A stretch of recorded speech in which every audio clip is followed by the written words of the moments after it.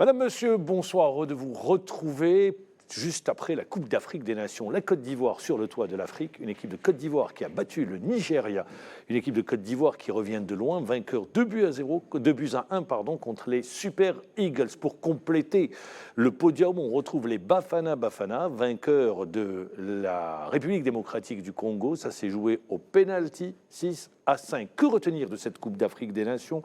Des entraîneurs qui ont brillé, des nations qu'on n'attendait pas, les progrès enregistrés, ce qu'on appelle prématurément ou disons avec une grande facilité les petites nations. Est-ce qu'il existe aujourd'hui encore des petites nations? Et puis on parlera de ces académies, les académies qui fleurissent à travers l'Afrique et qui sont des passerelles vers le talent, des passerelles vers les sélections. Et on terminera dans des hauts et des bas avec le retour des compétitions africaines de clubs et le Chabab Riadi de Belouizdad qui affronte ce vendredi au stade du 5 juillet un géant du continent, le Ahli du Caire. Pour vous accompagner et m'accompagner, Sidi Ahmed Redis, bonsoir. Bonsoir Mamar, heureux de vous retrouver. Bonsoir à tous nos téléspectateurs après une CAN bien remplie en émotions. Eh bien, on va retrouver dans quelques instants, il sera avec nous, Nabil Nriz. Tout d'abord, première impression, le clap de fin, je le rappelle, sur cette 34e édition. La Côte d'Ivoire que personne ne voyait en finale après le premier tour, et voilà, comme quoi, tant qu'il y a de la vie, il y a de l'espoir. Clairement, la citation prend tout son sens et on l'a vu, les Ivoiriens n'ont rien voulu lâcher jusqu'à la dernière minute et ils se sont qualifiés, on l'avait dit. Ils étaient vraiment à l'agonie sur cette dernière partie de phase de groupe avec une défaite à domicile et pas des moindres. Ils se sont pris une raclée, une claque, 4-0 face à la Guinée équatoriale. Une Guinée équatoriale d'ailleurs qui a été la surprise de ce premier tour. Le buteur de la compétition n'est autre que équato-guinéen. Vous dites surprise, je ne suis pas d'accord avec vous. Si. Parce que c'est sur la confirmation de ce qu'elle avait fait lors de la dernière édition. Quand je dis surprise, c'est par rapport au groupe. Du score. Non, le groupe dans lequel ils étaient. Oui, Nigeria, Côte d'Ivoire, en voyant le groupe au départ, oui, mais disons qu'avec personne ne s'attendait à ce que... Avec le système mis en place de qualif, avec le meilleur troisième. Les 4 meilleurs troisièmes. Non, mais moi je parle du groupe. Pourquoi je dis surprise? Parce que personne ne s'attendait à ce que la Guinée équatoriale passe première devant le Nigeria et devant la Côte d'Ivoire, pays hôte. Donc les Ivoiriens y ont cru et ils se sont qualifiés vraiment. Vous savez, c'est très compliqué de jouer les premiers. C'était le groupe A. Oui, de 2 défaites et une victoire. Une seule victoire, face à la Guinée-Bissau au premier match. Mais après, ils ont enchaîné 2 défaites et ils ont dû attendre que tous les groupes jouent pour se qualifier. On va y revenir, on va rester sur cette finale, cette victoire de la Côte d'Ivoire contre le Nigeria en finale sur le score de 2-1 avec des réactions. Tout d'abord, celle de l'entraîneur Emars Faé qui revient justement sur la victoire de son équipe. Quand je repense à tout ce qu'on a vécu, tout ce qu'on a traversé pendant la compétition, les moments difficiles, les moments où on a été mené, le moment où on est revenu à la dernière minute, c'est extraordinaire. C'est une chance énorme. On est des miraculés. On a été chercher la coupe parce qu'on n'a rien lâché, parce qu'on s'est battu jusqu'au bout et on a montré qu'on était des hommes et qu'on savait rebondir malgré les coups durs. J'arrive même pas à mesurer ma joie. Franchement, c'est énorme. C'est énorme ce qui m'arrive. Je rêvais de gagner la CAN en tant que joueur. Je l'ai pas fait. J'ai pas su le faire. Et là, j'ai eu une opportunité de le faire en tant qu'entraîneur. Et malgré le fait que c'est arrivé dans des circonstances particulières, hein, bizarres, parce que le jour de mon anniversaire, je dois encaisser le départ de Jean-Louis, que je félicite aussi, parce que c'est aussi sa victoire. Et prendre l'équipe alors qu'on n'est pas sûr d'être qualifié encore. Donc ça a été un anniversaire particulier, mais voilà, par la grâce de Dieu, on a eu une deuxième chance. On l'a saisi à fond, on a joué notre coup à fond et on n'a rien lâché pour aller chercher la coupe. Emars Faé est l'entraîneur de la Côte d'Ivoire, ancien joueur de la Côte d'Ivoire. Il ne l'a pas gagné en tant que joueur, il l'a gagné en tant qu'entraîneur. Nabil Nriz, bonsoir, merci d'être avec nous. Je vous avais déjà annoncé une nouvelle fois. Nabil Nriz, vous rentrez de Tunisie. Aujourd'hui, vous passez votre diplôme d'entraîneur CAF Pro, c'est ça? Tout à fait. Bonsoir Mammar, bonsoir Sid Ahmed et bonsoir à tous nos téléspectateurs. Tout à fait, je passe le diplôme CAF Pro en Tunisie. J'ai profité de l'occasion parce que j'étais coach à Béja. et d'une pierre deux coups. Donc j'avais un club et en même temps, j'ai saisi la chance qu'il y a une promotion de CAF Pro, la première en Tunisie. J'ai eu cette chance, donc alhamdoulilah, là je prépare les modules chaque mois. Nabil Nari, c'est une belle histoire, ce parcours de la Côte d'Ivoire, mais également de l'entraîneur. Très belle histoire, parce que quand même, il y a eu beaucoup d'émotions quand on le voit au niveau de l'ascenseur émotionnel, ce qu'a vécu la Côte d'Ivoire, c'est exceptionnel. C'est énorme, parce que j'ai eu la chance de vivre des situations comme ça, surtout en 2015-2017, quand tu perds un match, c'est très difficile de gérer tout ça. On est avec l'équipe nationale. Là, ils perdent 2 matchs, et ils ne savent pas s'ils vont se qualifier. Ils sont repêchés à la dernière seconde, et après, c'est un parcours sans faute, c'est un parcours de champion. Si on voit comment ils se sont battus, comment ils ont pris les matchs un après l'autre. Et je pense que le déclic, c'était contre le Sénégal. Quand même, quand tu gagnes Ça, c'est en 8e de finale. Tout à fait, oui. Tu gagnes le tenant du titre. Quand même, le Sénégal, c'est la meilleure équipe d'Afrique avec tout le potentiel de joueurs et en même temps le syndrome du détenteur du trophée. Tout à fait. Donc, il y a 2 nations qui ont réussi à conserver le trophée, l'Égypte et le Cameroun. C'est les seuls. Tout à fait, c'est les grands de l'Afrique. Quand tu prends même la Côte d'Ivoire, hein, c'est vrai qu'ils ont failli dans le premier tour, mais après, quand même, il y a ce statut d'équipe qui a gagné 2 fois la Coupe d'Afrique, qui a eu des grands joueurs qui ont joué en Europe, qui ont gagné même le Ballon d'Or. Donc, c'est une terre de football. Et à partir de là, ils ont saisi la chance. Ils ont pris match après match. Et on a vu c'est une autre sélection en 8e, en quart de finale, demi-finale, la finale. C'était une autre sélection complètement différente. Mais ils n'avaient rien à perdre. Ils étaient mourants, il n'y avait plus rien. Ils étaient éliminés. À chaque fois, ils passent difficilement. Ce match contre le Mali, 120e minute de jeu. Mais ils ont eu beaucoup de chance, Mamar aussi. Donc il faut de la chance, des fois. Mais ils sont partis à chercher, à provoquer la chance. Tout à fait. Même le public aussi. On voyait que cette équipe, il vivait bien. Il avait un bon état d'esprit. Ils ont aidé. Même le coach, il a su être proche des joueurs. Il a fait quelques changements. Donc, il a essayé. Il a essayé d'apporter sa touche et à la fin, il a été aidé par tout le monde. Et je pense que, toujours, je reviens au match du Sénégal quand même, à 4 minutes, tu perds 1-0 déjà à domicile contre le Sénégal et tu reviens en deuxième mi-temps et tu fais sortir un match pareil. Quand même, c'est là, ils ont cru, ils ont décidé, c'était là, pour moi, ils sont fait appeler le commando, c'est pas pour rien. Le départ ils sont rentrés directement dans la Coupe d'Afrique. Je pense que la Coupe d'Afrique de la Côte d'Ivoire, elle a commencé avec le Sénégal. Juste une question, parce que Emers Faé également, il change beaucoup de choses dans l'équipe. Il relance certains joueurs qui n'étaient pas titulaires avec Jean-Louis Gasset. Le mérite lui revient, parce que quand on voit... Moi, je dis le mérite est partagé entre les deux. Non, le mérite dans les choix, dans la sélection qu'il a retenue, Jean-Louis Gasset. Sur la deuxième partie de compétition, et vous aimez si bien le dire, Mamar, c'est une autre compétition qui commence. Parce que les matchs à élimination directe, on l'a vu, il suffit d'un rien, c'est des détails vraiment. Parce que quand on joue un mini-championnat, on se dit toujours on a encore la chance. C'est un système de points. Mais là, vous perdez, vous rentrez à la maison. Et ce qu'a fait Emers Faé, déjà sur le plan psychologique, parce que je reste persuadé que le coach Nabil Nari est là pour nous donner un peu son avis. Il a vécu des situations pareilles. Sur un tournoi fermé comme la CAN, je reste persuadé que l'état psychologique, c'est ce qui fait vraiment la différence. Et c'est pas... on peut travailler le technique, améliorer certaines choses. C'est plus mental que technico-tactique. Vous partagez ? Tout à fait. C'est ça, surtout une sélection. Pour moi, l'équipe nationale, c'est le football, le nationalisme.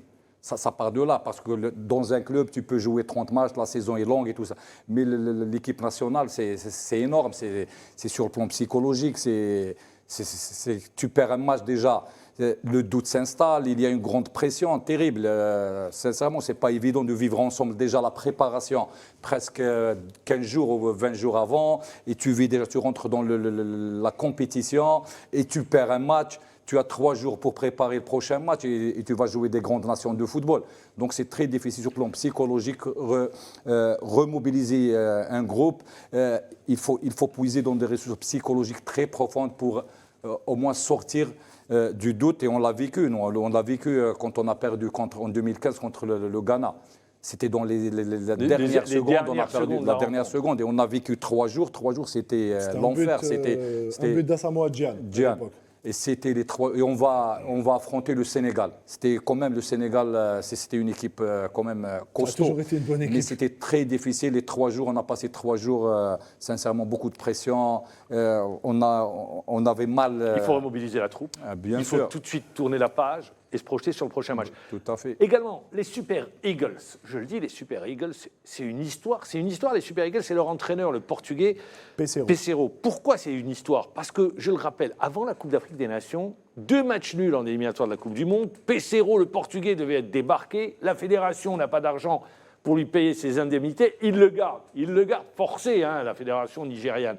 Et dans le même temps, eh bien, il réussit à emmener son équipe en finale, une équipe qui est montée en puissance entre la première partie du tournoi et la deuxième partie, mais en finale, elle a échoué face à la Côte d'Ivoire. Je tiens juste à donner ce chiffre, parce que j'aime bien les chiffres. C'est la 4e confrontation en phase finale de Coupe d'Afrique des Nations, et c'est la première victoire de la Côte d'Ivoire. On va écouter l'entraîneur Pesero du Nigeria. Our team didn't play or didn't show our level. Is the truth? No individual, no the same individual quality and collective performance like we did until now. When this happened, only I must say, congratulations for Côte d'Ivoire. Was better than us today. Congratulations for my players because they did a fantastic job until today. They wanted, like me, they want to win this trophy for give offer for the Nigerian people, for Super Eagles, but they could not, we could not. We need to accept the result. I am sad, my team is sad, but for me, they did the maximum, each one. It could not happen in their life. Sometimes you want to do, but cannot do. Il reconnaît la défaite de son équipe, il félicite, c'est arrivé le mauvais jour. On a vu Vous voulez, mais vous ne pouvez pas. Ah oui, vous voulez, C'est ce qu'il a dit. ça n'avançait pas. Mais il faut dire que cette équipe de Côte d'Ivoire également, elle a très bien joué le coup, l'entraîneur a très bien joué le coup. Parce que le but, si vous regardez les Super Eagles, il est marqué contre le cours du jeu sur une situation standard. Sur un temps fort voilà. des Ivoiriens. Oui, sur un Ils temps fort. dominaient le match. Corner, et se il prennent marque un le but, c'est Ekong qui marque le libéro. Mais il y a une particularité, Mamad, sur cette deuxième partie de compétition, à partir des 8e de finale. Les Ivoiriens, ils ont une telle force de caractère, je trouve. Ils n'ont jamais été devant au score. Jamais. Ils étaient toujours dans la réaction. Toujours menés, et ils arrivent toujours à revenir, ils ont cette force, ils vont puiser au fond d'eux. J'entendais la déclaration de Franck-Yannick Kessié après le match, il a été auteur de l'égalisation, et il dit on a cette responsabilité, nous, les tauliers de cette équipe, de porter les jeunes. Et quand vous avez un leader comme ça, et ce qui est bien dans cette équipe de Côte d'Ivoire, c'est qu'il n'y en a pas un, il n'y en a pas deux, il n'y en a pas trois, mais il y en a plusieurs. Quand vous avez Seko Fofana, quand vous avez Kessié, quand vous avez Gradel, quand vous avez Pépé, quand vous avez Aller, quand vous avez Kosonou. Aller également, c'est une belle histoire. Très belle histoire. Qui revient d'un cancer, blessé, Donc, tout et ça on le voit à fait la que- fin. Il qualifie l'équipe pour la finale et il offre la victoire. Oui, il marque belle histoire. les deux buts les Les plus deux buts les plus importants importants. de la Et derrière du aussi, tournoi. dans l'ombre, tu as un Drogba aussi, quand même. Exactement. Et surtout, ils étaient poussés par leur public. Quand même, il y avait un public qui était là, ils les ont poussés jusqu'au bout et ils ont cru en eux, ils ont cru à leur équipe et ils ont oublié déjà la première partie. Et à partir de là, il y avait cette mayonnaise entre le public, les joueurs, staff technique, les autorités quand même qui étaient là, qui ont poussé. Et on a vu quand même une équipe qui s'est transcendée jusqu'au bout et jusqu'à la fin. Ils ont forcé le destin et à la fin, ils ont eu beaucoup de chance. Et la chance Moi, je dis sourit, toujours, ils ont eu de la chance, ouais. mais ils l'ont provoqué, cette Tout chance. à fait, Ils tout à fait. ils l'ont vraiment, ils y ont cru Et jusqu'au bout. Quand on voit le match contre le Mali, quand même, c'est incroyable. C'est Super un scénario, match, super match. C'est un scénario Les énorme. Maliens, ils avaient la victoire. Hein, Ah ouais, elle leur ah ouais. tendait, ouais, les la bras. main. Et finalement, c'est les Ivoiriens qui passent devant. Sur le Nigeria également, cette équipe du Nigeria elle a fait forte impression, notamment avec cette attaque et ce milieu de terrain. Mais ce C'est qui vrai, faisait, c'est vrai que le Nigeria, quand même, sur le plan individuel, intrinsèque, quand même, ils ont de Ah, ils joueurs ont de de bons joueurs, qualité, Très bonne qualité. surtout en Chakuzu, attaque. Chukwueze, Moses, Lookman. Boniface, Lookman, Donc, Osimhen, sur le plan individuel, quand Iwobi. même, c'était une Ouais, très bonne beaucoup de équipe. bons joueurs. Même quand on la joue, c'est quand même c'est costaud. Tu vois que c'est costaud même en défense. Il y avait une défense à 5 et un milieu de terrain qui était bien. leur force, Moi, c'est j'ai dans bien les aimé transitions les défense-attaque. deux De pistons. piston, Aina. C'est Aina, normal. qui évolue à Nottingham Forest. Ouais. Quel joueur. Aina, il a toujours Mais en été finale, on n'a pas vu Ah, ces on l'a deux pas vu. pistons, ils n'ont pas monté bon. Mais beaucoup. c'est parce qu'il y avait Et- Adingrad et Gradel qui ont un peu C'est pourri. vrai, c'est vrai, mais il pouvait mieux faire parce que quand tu arrives à faire le plus important, marquer Marquer. le premier but. Pour moi, ce Est-ce que Nigeria en leur finale, erreur, ce n'était pas la gestion de cette avance? bien sûr, la gestion en même temps, je sentais qu'ils avaient le frein, la main sur le frein parce Ils qu'il jouaient avec y le avait frein à main. l'enjeu, il y avait une certaine pression, on la voyait sur le terrain quand même. C'est pas le Nigeria des matchs de poule ou bien des matchs de Avec huitième, un joueur quart de finale. comme Osimhen, parce que quand vous regardez Mais il le n'était match, pas au mieux, Mamar. vous Il voyez, était blessé, Il était blessé, il avait une blessure à l'abdomen mais dans les et à duels, l'ischio. avec l'axial du Il a gagné pratiquement Côte- tous ses Côte duels. d'Ivoire, il gagnait ses duels, il pouvait faire la différence. Mais c'est un monstre aussi, c'est un c'est un monstre. Quand monstre. il est bon physiquement, il n'est pas blessé. Quand même, il joue dans le championnat le plus difficile du monde. Quand tu joues à Naples, On l'annonce en Italie, un peu partout. Ouais. On l'annonce un peu partout. Mais en quand Europe. même, ils n'ont pas eu cette chance parce qu'il était blessé. Et pour moi, le Nigeria n'a pas joué sur sa vraie valeur. En finale, peut-être c'est l'enjeu qui a tué le jeu. Peut-être qu'ils avaient cette pression supplémentaire et ils n'ont pas su gérer l'avantage qu'ils avaient, le 1-0. Mais en général, c'était mérité pour la Côte d'Ivoire. Et le Nigeria, ils n'ont rien Après, fait les pour craintes- gagner cette. les Messieurs, craintes, juste vous donner un chiffre. oui. Est-ce que vous savez combien d'entraîneurs africains ont gagné la Coupe d'Afrique des Nations? 18. 13. 13, 14, 13. 13. 13 entraîneurs africains ont gagné la Coupe d'Afrique des Nations. Il y a eu Sur combien 34. d'éditions 34. Sur 34 éditions. 15. Non, c'est 13. Le chiffre a été donné ce matin. Ah, Ouais. d'accord. 13 entraîneurs. Pour Même pas l'Algérie, 50%. c'est deux locaux qui l'ont Ouais. gagné. Je le rappelle, il y a eu l'Égypte également avec Shahata, Shahata. qui l'a gagné Aliou 3 Cissé fois. avec le Aliou, Sénégal. voilà. Il n'y a pas eu, un pas grand nombre beaucoup. d'entraîneurs Ouais. africains qui ont remporté la Coupe d'Afrique. Et c'est le deuxième Ivoirien, après Yeo Martial, Martial. à avoir gagné 92 la première Coupe d'Afrique des Nations. C'était Yeo Martial qui a été par la suite directeur technique.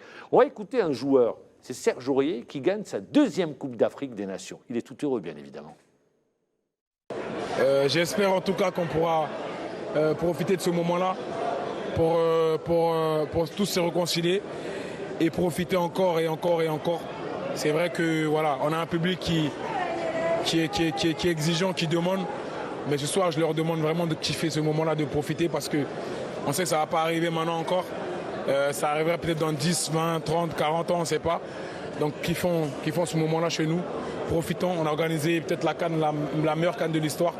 Ça prouve vraiment qu'on a un pays de qualité. Servons-nous de ça pour pouvoir ouvrir des portes à la jeunesse, pour pouvoir aussi croire en nous. Et ce qu'on a fait, c'est exceptionnel. Donc voilà, nous, on a juste confirmé ce qui était déjà prévu depuis le départ. On finit bien à la maison et c'est ça notre rêve. Donc voilà, on est content de ce qu'on a pu faire. Content, bien évidemment, deuxième Mais- Coupe. Oui.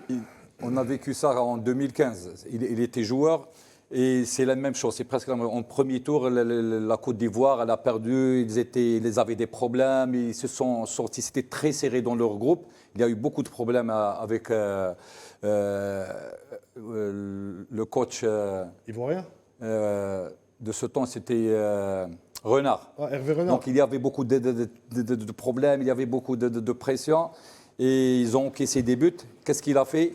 Juste le huitième de finale, il a changé complètement la stratégie, la tactique. Il est passé à une défense à 3 et à partir de là, on les a eu en huitième de finale. Ils ont joué l'Algérie. Ils nous ont joué en Ils nous huitième ont de finale. ils nous avaient Ils ont éliminés. gagné. Et- Soudani avait raté l'égalisation à la toute dernière minute. Tout à fait. On se Et souvient très après, bien. ça a démarré avec un changement directement de tactique. Tellement qu'il prenait des buts, il y avait un problème défensif. Il a mis une défense à 3 et ça a marché. Ils ont gagné l'Algérie. On était favoris, on était l'équipe favorite. Et à partir de là, ils ont cru, ils ont gagné cette Coupe d'Afrique. C'était toujours la même chose. Le premier tour, c'était très difficile, très compliqué pour eux. La même chose. pour ça que je dis Mais cette toujours- fois-ci, c'est plus encore plus compliqué. parce qu'ils ont perdu 2 fois. Ouais. C'est ça le. Je pense que c'est arrivé 2 fois comme ça. Très peu d'équipes perdent 2 fois et gagnent la Coupe. C'est la première fois. Je pense que c'est la première fois. L'Algérie avait raté en 2010 son début de compétition battu par le Malawi, 3-0. Victoire contre le Mali, 1-0. Et match nul contre le pays organisateur, l'Angola. Elle élimine la Côte d'Ivoire de Vaïd Alilozic. Elle reste en demi-finale. C'est pour vous dire, pour passer à aller faire un long parcours, Ça Non, reste mais je très, pense très que c'est la compliqué. première fois que ça arrive qu'une équipe se qualifie en perdant 2 matchs en Deux phase matchs. de poule avec oui. 3 points et D'où une différence deux de moins compétitions 3. différentes. Bien sûr. Vous avez, ça se joue sous forme de poule, c'est un Mini-championnat. championnat, et après vous passez Ouais. au match de coupe. Et c'est pas, des fois, c'est pas le meilleur qui arrive au bout. Tout à fait. C'est pour dire. Vous Et avez- sur un championnat, Ouais. c'est normal. Sur un championnat comme ça, il y aura toujours des surprises. Il y a eu beaucoup de surprises. C'est la Et- Coupe d'Afrique des Nations des surprises. Ah oui, Oui. beaucoup de surprises. Et on a vu contre la Cap-Vert. Zambie aussi. Le Cap-Vert. La Zambie, quand elle a gagné la Coupe d'Afrique, Personne personne ne ne l'attendait. Personne ne Mais l'attendait. pour cette édition, De Sabre, le sélectionneur de la République démocratique du Congo, n'aurait pas été d'accord avec vous parce qu'on lui a posé la question en conférence de presse. On a dit est-ce que vraiment vous pensez que, vu que le Congo est arrivé en demi-finale, est-ce que c'est vraiment la CAN et l'édition des surprises? Il a dit non, c'est l'édition du travail. Ce sont des Non, quand nations je dis- qui ont travaillé, des surprises sur le plan. Si vous prenez les derniers Comptable, résultats. Oui, les bien derniers sûr. résultats, vous les attendez pas. Confirmation de la Guinée équatoriale. Le Cap-Vert. Cap-Vert, on l'attend pas à ce stade de la compétition. La Mauritanie. La qui, Mauritanie qui bat l'Algérie et qui se qualifie Ouais. pour la première fois de son histoire. L'Angola aussi. Qui fait, Voilà, l'Angola qui arrive jusqu'au Mais quart pour de lui, c'est finale. le travail Voilà. qui paye. Mais bien sûr, mais il y a des équipes, vous savez, à un moment donné, vous ne savez pas où est-ce qu'on va. Donc vous attendez de voir la compétition et le déroulement de la compétition. Clairement. La Binneries, il y a des moments. Je prends l'exemple du L'Afrique du Nigeria. Sud aussi. J'arrive à l'Afrique du Sud. Le Nigeria, c'était une grande énigme avant le début de la compétition. Et la suite de l'histoire, vous la connaissez. Pour ça que je dis, il y a beaucoup d'interrogations concernant Mais certaines équipes. Nigeria, la grosse Oui, mais Nigeria qui arrive Mohamed. avec 2 matchs. Non, mais la grosse Deux matchs problématique sur le Nigeria, parce que vous savez, après, quand on rentre dans une compétition comme ça, les données, elles changent. Voilà. C'est toute autre chose et on s'attend à ce que l'équipe réagisse différemment. Je vais vous dire pourquoi. Avant de commencer la CAN, tous les spécialistes, et quand on fait des analyses sur des équipes qui vont entrer en compétition, le Nigeria a été donné pour une attaque de feu, des noms incroyables, mais la grosse problématique, c'était l'arrière-garde du L'animation défensive. Nigeria. Le Nigeria, défensivement, ça ne tenait pas la route, tout le monde critiquait Très bien. l'axe On central. a vu que ça a changé. Et ils ont encaissé 2 buts. Oui. Avant la 4 finale, buts. ils ont encaissé 2 Ouais, buts. 2 buts, Oui, la finale. avant la finale. Ouais. Mais ils arrivent en finale avec seulement 2 buts encaissés. Donc ça a tenu bon. C'est pour ça que je dis il y a beaucoup de choses qui changent par la suite. Mais sur un tournoi, c'est normal. Sur un tournoi, tout est possible. Bien sûr. Mais est-ce qu'on peut voir ces équipes, par exemple, c'est une nation de football, c'est surtout Mais comme la continuité. la continuité. Voilà. Et surtout, par exemple, Ah oui. l'objectif le plus important, c'est la Coupe du Monde. Est-ce qu'ils arrivent sur un tournoi de 10 matchs? On va jouer 10 matchs aller-retour. Non, mais après, Donc c'est sur des une paliers, saison, coach. sur 2 ans. Après a- c'est là l'expérience. C'est des Là, paliers. Je pense qu'il y a le des point de équipes. l'histoire aussi. Bien sûr, l'histoire, Après, les c'est un peu plus traditions. compliqué parce que par la suite, Tout à fait. c'est la tout question à de fait. la suite. C'est Est-ce que la normal. Côte d'Ivoire va pouvoir se maintenir à ce niveau-là? Comme on dit, c'est pas, le plus important, c'est pas d'arriver au sommet, mais c'est d'y Mais rester. maintenir. Est-ce que, je vous pose la question, Nabil Narriz, qu'est-ce que les Sud-Africains qui ont une composante de joueurs, c'est une équipe à base de composants de joueurs, 99%. Mamelody Sundowns, Orlando Pirates, Vous avez Avec- 10 joueurs de avec, Mamelody Sundowns. avec un joueur qui évolue au Ahly du Caire, l'attaquant, l'avant-centre Persito, qui Persito. évolue au Ahly du Caire. Et Quelle un impression- joueur qui évolue au Portugal. au Portugal. Tondela. Quelle impression vous a laissé cette équipe des Bafana, emmenée par un entraîneur qu'on connaît bien en Algérie, Hugo Brousse? Elle nous a laissé une très bonne impression, surtout le beau jeu. Le beau jeu, pourquoi? C'est parce que déjà, c'est Mamelody Sundowns, il y a des idées, il y a sur le plan tactique, On les appelle les Brésiliens. Tout à fait. Il y a une On voit philosophie. qu'il y a une philosophie de jeu, il y a un projet de jeu. Et c'est le jeu par derrière avec un gardien qui sait bien jouer au pied. Donc on voit ce jeu qui sort de derrière, des petits jeux, des passes redoublées, la possession, la supériorité numérique dans tous les compartiments, que ce soit en défense pour attirer l'adversaire ou bien partir derrière. On voit Et surtout le l'équipe fait sur de le casser plan. des lignes. Tout à fait. Casser les lignes, jouer entre l'intervalle, et la possession. Quand même, c'est l'équipe qui a la possession, le pourcentage le plus élevé avec tous les matchs qu'elle a affrontés. Et on voit une certaine cohésion. On voit que les joueurs, il y a une cohésion, ils s'entendent bien, et ils connaissent déjà, ils connaissent leur positionnement, ils connaissent d'où le ballon sort, où il faut le demander. Donc c'est une équipe quand même on avait cet équilibre. Et ils maîtrisaient bien le jeu. On voyait qu'il y a des idées, qu'il y a un jeu structuré sur le terrain par rapport aux autres nations du football. Ça me rappelle aussi l'Égypte, quand il y avait tous les joueurs 2008, de l'Ahli du Caire. Ouais. C'était la même chose. Il maîtrisait le sujet, il maîtrisait les adversaires, il contrôlait les matchs dès le départ. Il allait directement prendre le ballon, essayer de jouer, monopoliser le ballon, chercher à droite, à gauche, patient. Ils savent attirer l'adversaire, ils savent quand accélérer, quand décélérer, quand jouer lent, quand jouer court. Et c'est ça ce qu'on a vu quand même dans cette équipe d'Afrique du Sud, avec plus d'ambition que d'habitude, parce qu'ils avaient des vérités, ils avaient des convictions dans leur jeu, il y avait la confiance. Ils ont connu un trou d'air qui a duré longtemps, les Sud-Africains. Il y a eu le sacre de 96, qualification à la Coupe du Monde 98, finaliste en 98, puis après... Demi-finaliste en 2000, et 2002 quart de finaliste. Et après, depuis, c'était le on ne meilleur. les a plus jamais revus. Ouais. Coupe du Monde 2010, éliminé au premier tour sans surprise, mais là, il y a une génération qui arrive, en club, ça a travaillé, et ça nous donne des équipes, Mamelodi Sundowns, vainqueur de la Super League africaine, Orlando Pirates, Orlando chaque Pirates fois loin également, en et CAF. ça nous donne une génération de joueurs, sous la houlette du groupe Rousse, qui, moi, je pense, est parti pour durer et faire très mal sur les prochaines années. Est-ce que vous partagez cet avis ? Bien sûr, tout à fait. Surtout s'ils vont continuer à travailler dans les clubs, comme le fait Mamelodi Sundowns quand même. Ils dominent l'Afrique, que ce soit en Champions League, que ce soit la Super League. Quand même, il y a un coach aussi qui a des idées. C'est les mêmes idées qu'on voit en équipe nationale. Il avait réussi avec le Cameroun, hein, je le rappelle. Tout à fait. Il avait pris une équipe bien du Cameroun. Sûr, non, bien sûr, c'est quand même qui n'était pas au mieux. C'est un sélectionneur qui a montré quand même beaucoup de belles choses avec le Cameroun, là avec l'Afrique du Sud. Quand même, il a beaucoup d'expérience et on connaît l'école belge aussi. Ils ont beaucoup de bons entraîneurs, de bons coachs. Donc, je pense qu'ils vont dominer à l'avenir le football. Mais il faut plus d'ambition parce que la Coupe du Monde, quand même, ça sera difficile. Et il n'y a que des nations qui ont un statut, des nations qui ont des habitudes, qui ont des traditions, qui peuvent aller jusqu'au bout en Coupe du Monde. On ne peut pas avoir des surprises dans la qualification en Coupe du Monde. Il peut y avoir des surprises, ça c'est sûr. Vous restez avec nous, courte page de pub, et on revient.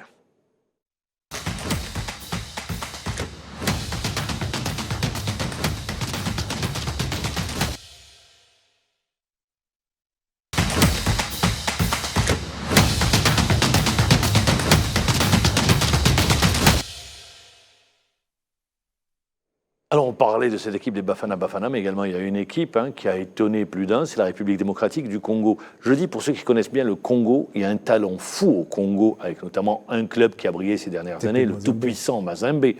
Mais un entraîneur de sabre, Vita Club également, de sabre, qui a réussi à faire appel à ce qu'on appelle les binationaux autour d'un projet. Et ça a donné une belle équipe du Congo. Et tout le monde s'accorde à dire que si le football congolais se structurait, ce serait une des plus fortes nations du continent. Tout à fait. Quand même, ils ont gagné déjà la Coupe d'Afrique dans les débuts, je pense, en 70. Ils ont gagné deux Coupes d'Afrique. 68 et 74, je pense. Et ils ont gagné aussi la Champions League. C'était l'exail. Le TP Mazembe aussi, l'autre équipe... Vita Club. Vita Club aussi, donc ils ont quand même un potentiel énorme. Et ils ont des joueurs un peu partout. On les voit, des joueurs congolais qui jouent dans tous les championnats arabes, en Afrique. Quand même, il y a ça a été une bonne surprise, cette équipe du Congo. Une bonne surprise, mais ce qui était impressionnant dans cette équipe, c'était la puissance physique. C'était une équipe quand même énorme sur le plan physique. Ils étaient au top, puissants. Il y avait la force, il y avait la vitesse. Ils gagnaient les duels, ils finissaient bien leurs matchs. Et ils ont gagné tous les matchs en deuxième mi-temps. Donc c'était énorme. Sur le plan physique, sincèrement, j'étais impressionné par leur puissance et leur force. Et comment qu'ils finissaient les matchs. C'était vraiment impressionnant, cette équipe du Congo. Après, il y a de la qualité aussi. C'est pas qu'un collectif. Parce que individuellement, sur les qualités intrinsèques, il y a des joueurs qui jouent dans les plus grands clubs. À l'image il y a Wissa, il y a aussi Bakambu, il y a Chancel Mbemba. Ils ont un joueur Katuka, si je ne n'écorche pas son nom, parce que j'ai cette fâcheuse... Mutusami au milieu de terrain. Non, pas Mutu, Katuka ou Katuku, un jeune Kakuta. Oui, voilà, qui était à Lens. Oui, Kakuta. Qui avait été recruté par Chelsea. Il avait 16 ans. Après, c'est un peu perdu. On le présentait comme un futur grand talent. D'ailleurs, Chelsea a dû payer à l'époque pour indemniser Lens, mais ça c'est une autre Il histoire. avait fait une belle saison à Lens. Et on lui prédisait une très grande carrière, mais finalement il s'est complètement perdu. Aujourd'hui, il évolue en Non, deuxième c'est pour division. vous dire qu'il y C'est a pour de la vous dire qu'il y a qualité du aussi. potentiel. Oui, C'est il y pour a ça de que je la raconte qualité. cette histoire. Bien sûr. C'est un collectif. Avant tout, on les a vus, ils sont montés en puissance. C'est une équipe qui défend très très bien. C'est un bloc qui défend compact. Mais après, il y a de la qualité. Ils ont de la qualité devant. Il y a Silas aussi qui avait fait la fameuse Chaban Mersran, comme l'avait fait Chaban contre l'Allemagne en Coupe du Monde. Et vraiment, pour rendre hommage à De Sabre, comme vous l'avez si Qui est bien passé dit. par la JS Saoura. Oui, Ouais. tout à fait. Ouais. Donc, J'ai une bonne mémoire. Il a su inculquer cet esprit collectif à cette équipe et on le sent vraiment, on le voit, c'est comme une famille, ils jouent ensemble, ils défendent ensemble, ils sont là à faire les efforts ensemble et comme l'avait dit Wissa, sur Chancel Mbemba qui avait raté le penalty pour donner la 3e place à cette équipe du Congo, il dit c'est comme si que c'était l'un de nous qui l'avait raté, c'est le grand frère On va dans pas le blâmer. vestiaire. Bien C'est sûr, le foot. on va pas le blâmer, c'est le foot, ça fait partie du jeu. Très bien. Messieurs, je tourne vers vous, Nabil Nariz. Est-ce qu'il y a un sur le plan tactique, sur le plan technique, et quelque chose qui ressort de cette Coupe d'Afrique des Nations, si vous deviez retenir quelque chose est-ce qu'il y a un entraîneur sur ce qu'il a fait dont vous retenez le nom? Vous dites, ça c'est pas mal. Sincèrement, sur le plan tactique, je voyais à peu près, à part le Nigeria qui a joué avec 3 défenseurs, les autres équipes quand même c'était un 4-4-2, surtout le 4-4-2, avec des blocs bien serrés, des lignes serrées. Et sur le plan jeu, je trouve que c'est l'Afrique du Sud quand même qui était un jeu fluide, un jeu alléchant avec beaucoup de changements, des changements de poste, de la mobilité aussi, surtout dans les arrières latéraux qui changeaient à chaque fois de positionnement au milieu de terrain sur les côtés. Mais en général, quand même, c'était sur le plan tactique, c'est presque les mêmes idées. On peut pas mettre beaucoup d'idées dans des sélections. Dans un club, on peut Vous varier. les avez au quotidien dans Tout un le temps, club. tout le temps, tu as les joueurs au quotidien, tu peux varier les systèmes de jeu. Des moments, tu es en crise, tu n'as pas de joueurs, tu peux chercher autre chose, mais on sélectionne quand même. Toutes les équipes, toutes les nations partent avec des vérités, avec des convictions. Et c'est sur un Laps de temps très court. Peut-être quand ils sont menés au résultat, c'est vrai qu'il y a des coups de... Vous modifiez certaines choses, mais c'est en général, tout le monde était... presque, ils ont joué la plupart, c'était des 4-4-2, 4-3-3 en général. Ouais, on a retrouvé le 4-3-3. Tout dépend. Bon, 4-3-3 aussi. Tout dépend si vous êtes en position, en perte de balle. Bon, tout dépend. Après, ça bouge beaucoup. Après, ça bouge dans l'animation. Tout à fait. Au-delà de... Mais vous gardez la structure, bien sûr, c'est-à-dire le reste. La colonne vertébrale, elle est là. Mais moi, si je dois retenir un entraîneur, et pas parce qu'il a été élu meilleur entraîneur du tournoi, ça serait Emers Faye.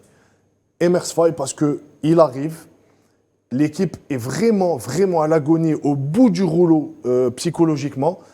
Et c'est pas que psychologique, parce qu'on l'a vu, c'est vrai qu'il y a un match. Il y a un match, pour moi, c'est le match référence. Et c'est là où j'ai dit, Emers Faye, c'est ce qu'il fait, Mahamadou Djibril. Je vais vous dire pourquoi. Ils sont réduits à 10. Kosonou sort, carton rouge. Ils sont réduits à 10, menés au score. Il change de stratégie, il change de joueur. Il a cette force de caractère de sortir un des tauliers de cette équipe qui est Nicolas Pepe. Il le remplace. Sur le match d'avant, face au Sénégal, il a la lourde responsabilité de trouver vraiment ce qu'il va falloir faire face au Sénégal. Il le fait très bien parce qu'il enlève. Il y a un joueur qui était titulaire par rapport à Jean-Louis Gasset. Diomandé était titulaire dans l'axe. Serge Aurier n'était pas titulaire. Il y avait Singo qui jouait à droite. Il change plusieurs joueurs. Il change 4 joueurs. Et il y a un joueur sur cette équipe, dans cette équipe de Côte d'Ivoire qui fait vraiment toute la différence. Je ne sais pas si vous l'avez remarqué, c'est Seri, le milieu de terrain. Il le met, il le place en sentinelle. Ça donne plus de liberté. Il enlève Sangaré. Sangaré qui était titulaire indiscutable. Il le met comme remplaçant. Il le met sentinelle. Sentinelle, oui. Série sentinelle, il libère Fofana et Kessié qui ont plus de liberté offensive. Et on l'a vu, qui c'est qui sauve les éléphants? À chaque fois, c'est Kessié parce qu'il a plus de liberté offensive. Il avait mis sur le banc Kessié également. Faut pas l'oublier. Oui. Non, mais c'est il pour a ça eu que je dis plusieurs fois des coachings gagnants aussi. ouais, hein. il a des plusieurs choix fois, forts il fait et des c'est changements. payant. Le coaching gagnant, c'est l'entraîneur. Ça. Ouais. Bien sûr, oui. Il a fait plusieurs fois les joueurs qui partagez faisaient son rentrer. avis pour dire, Ah c'est- oui, tout à fait. Pour tout vous, à fait. c'est l'entraîneur qui vous a Tout le à plus fait, parce que impressionné. même quand il a pris l'équipe, quand même, c'est vrai qu'il n'avait pas de pression. Et comme il était en tant qu'adjoint, Donc il avait tout. Il avait connaît. des idées de Gasset, Ouais. et il avait ses propres idées. Il était proche des joueurs. Et c'est ça qui l'a aidé. Il a fait les coups qu'il voulait, parce que c'est fini, l'équipe elle était éliminée. Donc cette chance, quand ils ont revu une deuxième fois, ils ont eu cette chance. Il a fait ce qu'il voulait sans calculer, sans réfléchir. Et à partir de là, il a pris des décisions énormes, des décisions Très fortes. Très fortes. Ouais. Et quand on prend des décisions, Mais oui, vous dites les décisions très fortes, je voudrais rajouter également, quand une équipe vit bien, c'est-à-dire que ce soit les titulaires ou les remplaçants, comme un seul homme, une seule équipe, également ça fonctionne bien. Mais je pense avec lui. Moi, j'ai pas Avec vu, lui, j'ai il pas a vu, su j'ai faire pas ça. vu un joueur sortir et faire la tête. Non. J'ai pas vu un seul joueur. Non, après, c'était une prise de conscience collective. Après, c'était l'humiliation aussi. 4-0 4-0 contre la Guinée à domicile pour le pays hôte de la CAN avec des grands joueurs quand même. C'est des compétiteurs, c'est des grands professionnels. Ils avaient cet amour propre. Ouais. Et c'est ça ce qui les a aidés. Et après le 4-0, c'est fini. Quand ils ont eu cette chance, ils l'ont saisi et il n'y avait aucune équipe qui pouvait les arrêter. Alors, messieurs, également, durant cette Coupe d'Afrique des Nations, il y a eu la confirmation qu'aujourd'hui, sur le continent, ça s'installe. C'est ce qu'on appelle les académies. Les académies sont des passerelles pour les joueurs. Ça leur permet bien d'accéder aux grandes équipes, d'aller vers l'Europe, de briller tout d'abord avec leur club et puis d'aller vers l'Europe et de retrouver la sélection. Le modèle, rappelez-vous, ça a été un modèle, et ça a été le premier modèle, c'était en Côte d'Ivoire, avec l'académie Jean-Marc Guillou, qui s'est retrouvé un petit peu partout sur le continent, et notamment en Algérie, avec le Parado Athletic Club. C'est un sujet préparé par Sid Ahmed Redis.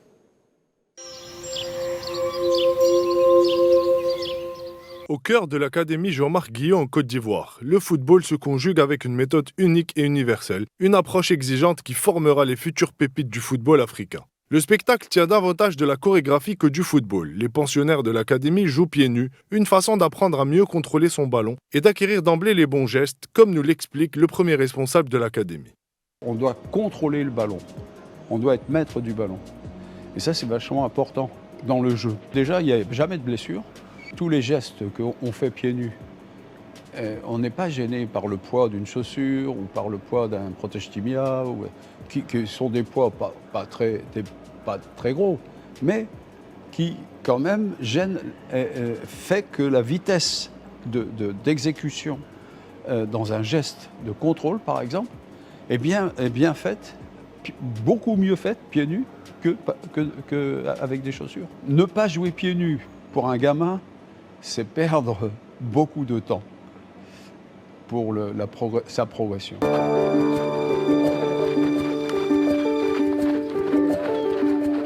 Ce cocktail, c'est la méthode Guillou. Elle consiste à recruter des enfants du bon âge, vers 12 ou 13 ans, car on considère que c'est l'âge d'or des acquisitions. Cette méthode, c'est également une sélection drastique à l'entrée. Sur 1000 enfants vus, ils n'en retiennent qu'une dizaine. Une fois passés par tous les tamis, il reste des promotions composées uniquement d'une dizaine de joueurs qui y resteront jusqu'à l'âge de 18 ans. La marque des joueurs de football formés par les académies Jean-Marc Guillot tient aussi à leur maîtrise technique hors du commun. Le théoricien du ballon rond a en effet élaboré une méthode d'entraînement progressive et contraignante. L'académie repose aussi sur une philosophie de jeu singulière, un football total. Lorsque son équipe a le ballon, celle-ci n'est pas en danger et l'attaquant se met en premier défenseur, tandis que le gardien est la première pierre de l'attaque. Un football plaisant et amusant, le spectacle est garanti. Au fil des années, la méthode Guillot s'est exportée aux 4 coins du monde avec un impact souvent non négligeable sur le football local. La Côte d'Ivoire des années 2000, une génération dorée qui doit beaucoup à Jean-Marc Guillot qui a implanté au Pays des Éléphants sa toute première académie sur le bien nommé Sol Béni à Abidjan. Il y a notamment formé Kolo et Yaya Touré, Didier Zokora et beaucoup d'autres. Mais parmi les élèves formés à l'académie, environ la moitié parviendra à rejoindre un club européen.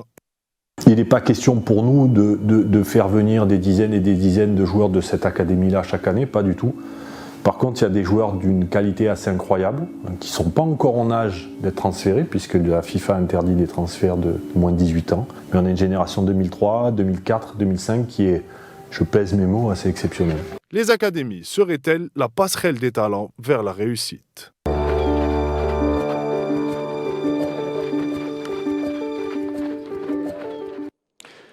Nabil Nariz, la méthode Guillou, elle a été appliquée en Algérie avec le Paradou Athletic Club. Vous connaissez les joueurs qui ont rejoint l'équipe nationale. Je parle de Ben Sebaini, Boudaoui, également Attal, qui également a fait ses classes au Paradou Athletic Club. Kadri, et je ne vais pas tous Zorgan, je ne vais pas tous les citer. La question, est-ce que pour vous, les académies, c'est la passerelle? Tout à fait, tout à fait. Les académies ou bien les centres de formation, ou bien on les appelle comme On on l'a veut. appelé comme vous voulez. L'essentiel, c'est Le un concept passage, reste c'est le un même. passage obligatoire. Et dès un jeune âge maintenant, dès les 6 ans, 8 ans, déjà, il faut commencer à les prendre, à les mettre dans des académies comme ça. Ils auront une formation académique sur tous les plans, que ce soit sur le plan technique, surtout sur le plan technique. Après, ça vient le côté physique, le jeu, l'intelligence aussi. Ça, c'est important. Et quand on a quand même des jeunes à cet âge, pour moi, c'est presque... Ils vont étudier le football. Ils vont l'étudier, ils vont connaître tout ce qui touche la science du football, que ce soit physique, technique, tactique, sur le plan psychologique aussi. Ils vont grandir ensemble. Et à partir de là, on aura des joueurs académiques, des joueurs qui connaissent bien le football, qui connaissent bien les principes de jeu, tactique, technique. Et on le voit déjà sur le terrain, quand tu joues le Paradou, quand même, tu sens... La meilleure illustration, c'est hier, contre l'USMA d'Alger. Tu sens qu'il y a un jeu structuré, un collectif en place, il y a une cohésion, il y a de la vitesse, il n'y a pas de déchets sur le plan technique. Et sincèrement, c'est beau à voir, avec beaucoup de vitesse aussi. On l'a vu hier contre l'USMA d'Alger, cette équipe, les Titraoui, je le cite, Boulbina, toute cette génération. Ouais. Il faut multiplier le nombre d'académies. Il faut multiplier, même des centres de formation, il faut multiplier beaucoup d'académies et surtout... Ou obliger les clubs à avoir de centres de formation, mais les centres de formation, pour moi, c'est énorme. Il ne faut pas faire de petits centres de formation. Normalement, un centre de formation, ça dépasse les 10 hectares. C'est ce qu'il faut parce qu'à l'avenir, il faut penser loin, il faut penser à l'avenir. Après, il y aura beaucoup de jeunes. L'Algérie, quand même, c'est un pays très jeune. Il y a du potentiel. Il y a du potentiel. Par contre, coach, c'est vrai qu'on parle de superficie, mais on peut faire de grandes choses avec peu de moyens parce qu'on voit... Les académies aujourd'hui, comme l'a dit Mahmoud Djibour, l'académie Jean-Marc Guillou s'est exportée dans les 4 coins du monde. Et on le voit avec vraiment peu de moyens. J'ai visité virtuellement une des académies, Génération Foot au Sénégal. C'est l'une des grandes académies. Et vraiment, il n'y a pas grand-chose. C'est 2 blocs. Il faut plus l'outil de travail. C'est les terrains de foot qui sont à disposition. Et on le voit, il y a aujourd'hui, Mahmoud Djibour, une philosophie, une méthode qui marche. C'est-à-dire le Sénégal aujourd'hui, c'est le modèle. Oui, clairement. Tout à fait. Mais par exemple, le Sénégal, quand tu vois les anciens joueurs, même les internationaux de l'équipe nationale, ils investissent dans leur pays. Même en Côte d'Ivoire. En Côte d'Ivoire, au Sénégal, beaucoup de joueurs qui viennent, ils achètent les terrains à un prix symbolique. Et c'est pour ça que je dis des hectares, parce que je sais que... au Sénégal, il y a j'ai oublié le nom, il y avait 2 joueurs de l'équipe nationale qui ont investi, qui ont financé un centre de formation qui dépasse les 10 hectares. Ouais. Très bien. Donc, mais aujourd'hui, pour revenir à notre championnat et pour revenir à notre équipe nationale, on a un exemple qui est aujourd'hui concret. On a le modèle Paradou. Pourquoi ne pas s'inspirer, copier le même modèle et faire la même chose ?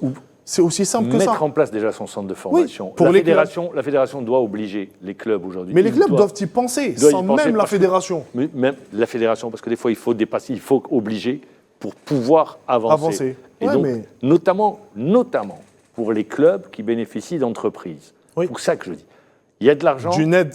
Il y a de l'argent. Ils sont propriétaires, ils doivent financer, ils doivent mettre en place les centres de formation. Et obliger les clubs. Et je le rappelle, c'est une recommandation. Parce que qui finance le sport en Algérie ? C'est l'État qui finance le sport. Bien sûr. L'État a donné une orientation pour les centres de formation, et ça doit se faire. Des hauts et des bas. Des hauts et des bas avec le retour des compétitions africaines. Le CRB qui retrouve El Ahly. Match de mise à jour. Le CRB joue tout simplement la première place. Le Ahly, avec des joueurs qui reviennent peut-être traumatisés de la Coupe d'Afrique des Nations. Pourquoi je dis le CRB ? Je ne parle pas du CRB des joueurs, parce qu'il n'y avait pas de joueurs en Coupe d'Afrique des Nations. Oui, bien sûr. Est-ce que ça a un impact quand on revient en club ou pas? Je vous pose Bien la sûr, question, bien Nabil. sûr, ça a un grand impact parce que quand même, il y a beaucoup d'émotions, ils perdent beaucoup d'énergie, beaucoup de concentration. Et quand tu reviens quand même pour retrouver le club, il faut une période de récupération, surtout sur le plan mental. On perd beaucoup d'énergie mentale et psychologique. C'est important. Et à partir de là, on voit toujours les joueurs qui jouent la Coupe d'Afrique, quand ils reviennent dans leur club, en Europe, ils sont toujours remplaçants. Des moments, ils préparent aussi leur intégration. La réintégration. La réintégration, il faut qu'ils passent un temps bien récupéré Après, il y a des joueurs mentalement, qui reviennent tout de suite. physiquement. Et donc, ça laisse des traces et ça laisse des séquelles. Super challenge pour le CRB. Clairement. La mais première place. Ils jouent leur qualification, ils n'ont pas le droit à l'erreur, parce que rappelons que... Il reste 2 matchs après. Oui, il reste 2 matchs, mais ils se déplacent encore une fois... Young Africans, et ils reçoivent les recevront, Ghanéens. les Ghanéens de Madema, Ouais. SC. Mais aujourd'hui, c'est vraiment la première place qui est en jeu, et on l'a dit à maintes reprises sur ce plateau même, que si le CRB voulait se faciliter la tâche pour casser ce plafond de verre des quarts de finale, mieux vaut passer premier du groupe. Si vous avez l'opportunité de passer premier, ça vous évitera de tomber sur un gros morceau dès l'écart. Donc au moins avoir cette petite porte de sortie qui pourrait faire en sorte que vous atteigniez les Déjà ne pas perdre contre l'Ali. C'est la première des choses. Oui, mais on joue à domicile. Ah, attendez, vous jouez un géant du continent. Hein. Mais encore une fois, le CRB est allé faire match nul au Caire. C'était Alexandrie, je pense. Ouais, mais ça, c'était un autre match. Je pense qu'il y a Oui, beaucoup- mais sincèrement, pour cette année, à part la Mamelodi Sundowns, quand même, il n'y a pas les grandes équipes d'avant, même si tu Oui, prends mais après, l'Ahly, les si équipes tu ont prends progressé, coach. Les équipes, même en J'ai vu Tunisie, Simba j'étais en jouer. Tunisie, c'est pas l'Espérance d'il y a 2 ans, oui. c'est pas quand même, il y a à part Mamelodi Sundowns qui est une super équipe. Ah oui, au-dessus, les autres quand même, il y a cette année, c'est quand même, les chances sont les mêmes pour le CRB. En plus, sur le plan intrinsèque, volonté, le CRB, il en veut. C'est des joueurs qui en veulent, on le sent cette année. C'est vrai qu'ils ont laissé le championnat de côté, ils ne parlaient pas de championnat, mais on les voit que quand c'est la Coupe d'Afrique, ils ont su élever le niveau de jeu de terme, ils ont su quand même être conquérants, compétiteurs, que ce soit à l'extérieur ou bien à domicile. Et sincèrement, cette année, peut-être que ça sera la bonne. C'est un CRB à 2 visages. Parce que c'est vrai ce que vous dites, on l'a vu face au Ahly, c'est une équipe qui voulait, que c'était vraiment un match abouti de bout en bout. Il y a eu même cette occasion de Bossoff à la dernière minute qui rate, qui met sur la transversale. Il y avait l'opportunité de ramener les qui 3 sera points. absent sur ce match. Oui. Mais après, pourquoi je dis un CRB à 2 visages? Quand on voit le match avant l'Ahly, on se pose des questions. On se dit, est-ce que le CRB, avec ce niveau-là, peut atteindre les quarts de finale? Ils ont pu le faire à l'Ahly. Oui, et c'est ce qui est bien. Ce qui est bien, ce que je ressens, c'est quand même, ils n'ont pas de complexe. Ils n'ont peur de personne. Mais ils ont l'habitude maintenant. Bien sûr, c'est ça. Justement, c'est là, bon, après 4 fois, oui. Maintenant, ça y est. Ils sont décomplexés complètement. Et ils sont partis aller pour gagner. On a vu dès le début jusqu'à la fin, ils étaient là, ils étaient présents, ils ont pressé, ils se sont créés beaucoup d'occasions.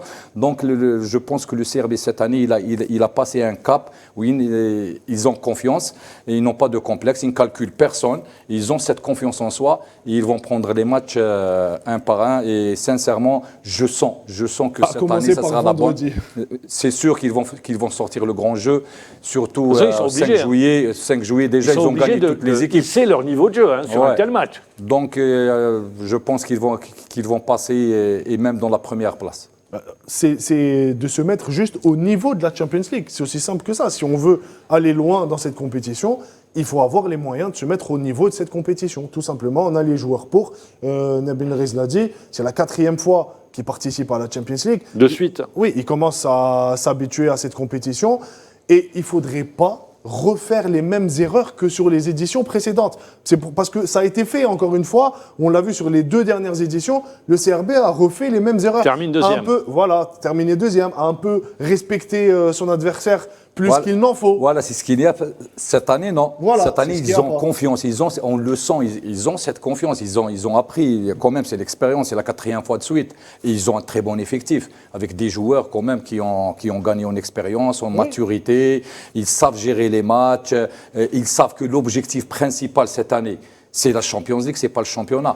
Donc à partir de là, quand même, ils ont mis toute la concentration, tous les moyens sur la Champions League. Et je pense que ça sera là, bon, Inch'Allah. Surtout, comme je l'ai dit maintenant, toutes les équipes, il n'y a pas de grosse équipe, à part Mamelodi Sundowns. Les autres, quand même, c'est à la portée du CRB. Voilà donc ce match, ça sera à 20h au stade du 5 juillet, chez Abriadi de Belouizdad, face au Ahli du Caire. Je rappelle que l'USMA d'Alger entrera lors de la prochaine journée. Ça sera en Coupe de la Confédération africaine de football. L'USMA d'Alger détentrice du trophée. Et face au Ahli de Benrazi, l'USMA également traumatisé par sa défaite contre le Paradou Athletic Club, on en parlait tout à l'heure. Ça laisse des traces. Ça arrive. Ça laisse des traces. Ça laisse des traces, mais contre le Paradou, non. Parce que... Ils vont comprendre, ils savent que c'est une équipe, si elle prend confiance, elle peut gagner n'importe quelle équipe d'Algérie, elle peut gagner même, ils l'ont fait déjà jusqu'à 5-1, et là ils l'ont refait. Donc c'est une équipe, quand elle est en confiance, elle peut battre n'importe qui. Ah ouais. Nabil Nariz, merci encore une fois d'avoir répondu à notre invitation. C'est moi qui te remercie, Mammar, ça m'a fait un grand plaisir, un grand plaisir de vous retrouver avec Seyd Ahmed. Partagé. Merci, et bien évidemment, on vous souhaite bon vent pour votre CAF Pro. CAF Pro. On va vous retrouver bientôt sur un terrain, soit en Algérie, soit à l'étranger. Seyd Ahmed, une nouvelle fois, merci de nous avoir suivis. On vous donne rendez-vous la semaine prochaine à la même heure, sur la même chaîne. Au revoir.